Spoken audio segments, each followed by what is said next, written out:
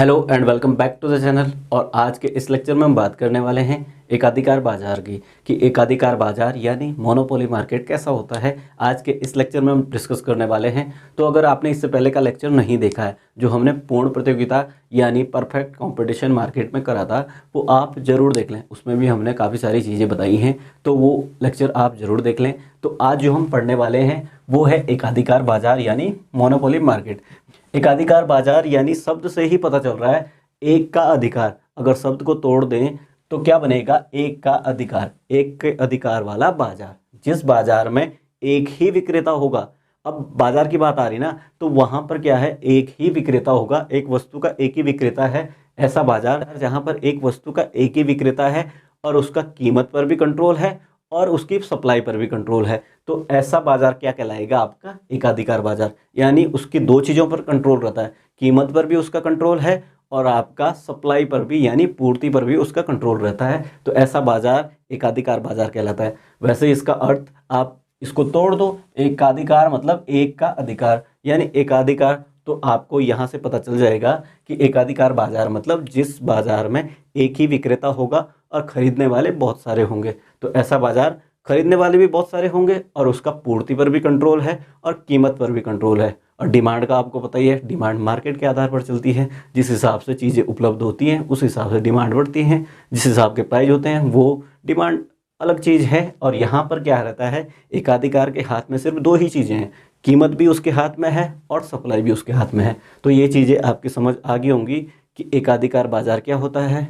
तो अब बात करते हैं एकाधिकार बाजार की विशेषताओं की। भाई एकाधिकार बाजार की विशेषताएं क्या होती हैं? किसी भी चीज़ की विशेषताएं ही उसका अर्थ या परिभाषाएं बता देती हैं। अगर आपको किसी भी चीज़ की विशेषताएं पता रहती है तो आप उसका अर्थ भी बता सकते हो। अगर आपको ये विशेषताएं पहले से आती हैं तो आप एकाधिकार बाजार के बारे में अच्छे से बता सकते हो। अब बात करते हैं जो विशेषताएं हैं उसको एक्सप्लेन कर लेते हैं, उस पर चर्चा कर लेते हैं। पहले विशेषता की बात करते हैं। एकाधिकार में क्या है? पहली विशेषता, एक विक्रेता और अधिक्रेता। इस बाजार में क्या होता है? एक विक्रेता होता है, जैसे मैंने पहले बताया कि इसमें सिर्फ एक विक्रेता होगा एक वस्तु का, ठीक। और अधिक्रेता, बहुत सारे खरीदने वाले होंगे, यानी कंज्यूमर तो बहुत सारे ही होंगे और बेचने वाला सिर्फ और सिर्फ एक होगा, ठीक। दूसरी विशेषता की बात करते हैं, निकट स्थानापन्नों का अभाव, यानी जो नियरेस्ट सब्स्टिट्यूट हैं उनका अभाव रहता है। उसके आसपास उसके जैसी कोई भी वस्तु नहीं बेचता, यानी निकट स्थानापन्न वस्तुओं का अभाव रहता है, नियरेस्ट सब्स्टिट्यूट का अभाव रहता है, ठीक है। तीसरी विशेषता की बात करते हैं, एकाधिकारी स्वयं कीमत निर्धारक होता है। जैसे कि मैंने पहले बताया डेफिनेशन में कि इस बाजार में क्या होता है, जो एकाधिकारी होता है वो कीमत निर्धारक होता है, खुद कीमत तय करता है, सप्लाई भी इसके हाथ में रहती है। चौथे पॉइंट की बात करें, नई फर्मों के प्रवेश पर प्रतिबंध रहता है। जो नई फर्में हैं वो आसानी से इस मार्केट में नहीं आ सकती है। कुल मिला के बात यह कि आसानी से क्यों, इस मार्केट में नई फर्मों का प्रवेश एकदम निषेध रहता है, यानी नई फर्मों का प्रवेश पर प्रतिबंध रहता है। इस मार्केट में नई फर्म नहीं आ सकती है। जैसे ही नई फर्म आ जाएगी तब तो फिर एकाधिकार से वो द्वैधिकार हो जाएगा। अगर एक भी फर्म आती है तो द्वैधिकार हो जाएगी, तो वो दूसरी प्रतियोगिता हो जाएगी, यानी वो दूसरे टाइप का मार्केट हो जाएगा, तो एकाधिकार से हट जाएगा वो, ठीक। तो इस मार्केट में क्या है, नई फर्मों के प्रवेश पर प्रतिबंध रहता है, ठीक। पांचवें पॉइंट की बात करते हैं, मांग वक्र का ढाल ऋणात्मक रहता है। इस मार्केट में क्या होता है, जो मांग वक्र है उसका ढाल हमेशा ऋणात्मक होता है। ऋणात्मक ढाल क्यों होता है? क्योंकि ये क्या करता है, प्राइस कम करते रहता है ताकि ज़्यादा से ज़्यादा चीज़ें बिकती रहें।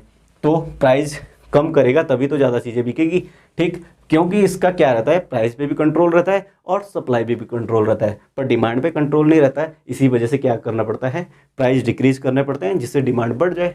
तो ये चीज़ें आपकी समझ आ गई होंगी कि मांग वक्र का ढाल जो है वो ऋणात्मक होता है इस मार्केट में। छठे पॉइंट की बात करते हैं, कीमत विभेद की संभावना। इस मार्केट में क्या रहती है, सबसे ज़्यादा संभावना रहती है कीमत विभेद की, यानी प्राइस डिस्क्रिमिनेशन की संभावना बनी रहती है। क्यों?